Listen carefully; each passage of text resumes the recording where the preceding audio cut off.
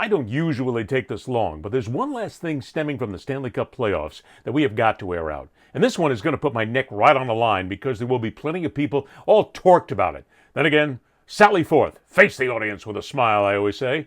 The Stanley Cup final was touched by allegations of people disrespecting the national anthem of another country, when Florida Panthers fans allegedly smacked the Canadian tune. See, we all know there's no blatant disrespect here, because America doesn't want to piss off Canada for fear of losing the $120 billion a year in crude petroleum sent south, and Canada doesn't want to piss off America and face a shortage of the $4 billion worth of rubbers sent north every year, which raises plenty of questions why this lady from Northern Ontario received 1,000 Trojan condoms in the mail she never ordered. Now, national anthems have been played at American sporting events since World War I, picked up by other nations to honor their war heroes. Where once it might have been about something worthy, anthems have become little more than showcases for singing competitions to promote network television programs, reasons to prop up cute little kids who sometimes forget the words entirely, and a good reason for parlay bets to be placed on whether the singer will be able to hit the ridiculous octave rise and fall for a portion of the song that only about 7% of the planetary population can even come close to nailing, and has been known to permanently injure the delicate hearing of animals and the elderly. Now, before you start tuning up, this isn't a blanket thrown over every anthem singer. Some are damn good and very entertaining. The NHL stepped up and got Alanis Morissette to nail the anthem at Game 7 of the finals, and I have to give a shout-out to my man Todd Angeli for hitting every note at Boston Bruins home games. But too often teams are scrambling to find somebody to fill the space, and we wind up with another Roseanne Barr shrieking and spitting away to infamy.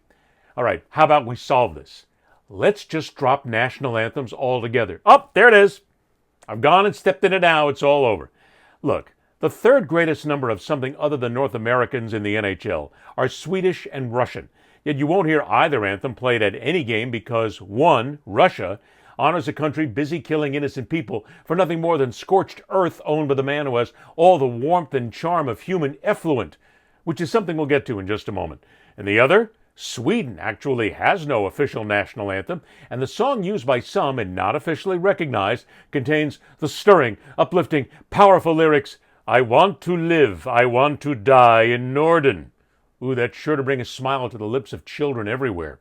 In the NBA, France and Serbia have more players in the league than Canadians, yet we never hear their anthems, and the first two players picked in the 2024 NBA draft are French, leading to rumors that teams such as the Atlanta Hawks will add to their concession stand offerings tiny little croissants dripping with French tears and ingredients from whatever is in the Seine River that Olympic swimmers will be ingesting and then receiving 6 months' worth of tetanus shots by the time all is said and done.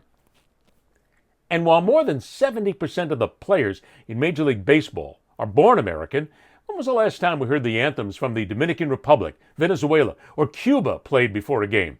Then again, in places such as Miami, it makes no difference because, as I've mentioned before, it is the same 9 people going to every single game. The main knee-jerk in this debate is those who state the anthem is played to honor our military veterans. All right, you want to go there? Let's go ahead and do this and see where we go from here. Try this on for size. Every game, every single game, give away 10 or 20 tickets to veterans of the armed services, including the Coast Guard, who always get the short end of the stick, despite having some of the snappiest American military uniforms. Hand those ducats over to members of the U.S. Border Patrol. How about first responders who actually save lives, maybe even nurses, and people doing great things for charity in their communities? Introduce them. Let them start every game with a play ball, game on, let's tip off, or please tell Aaron Rodgers to just shut up and play the damn game. Something to jack the crowd up and really use that pregame moment for something other than a marketing act and a showcase for the inebriated and dim-witted amongst us.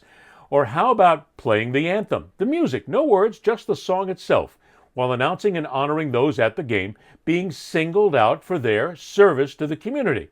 Hey, look, if patriotism at sporting events is about those who serve, not about those who promote a new album, give people something to really cheer about. Real heroes, instead of the affectation disasters that inflict real auditory pain on the unsuspecting masses, while at the same time showcasing faces that could only be described as an example of what happens during a Game of Thrones childbirth. Speaking of everything, I'm Ed Berliner.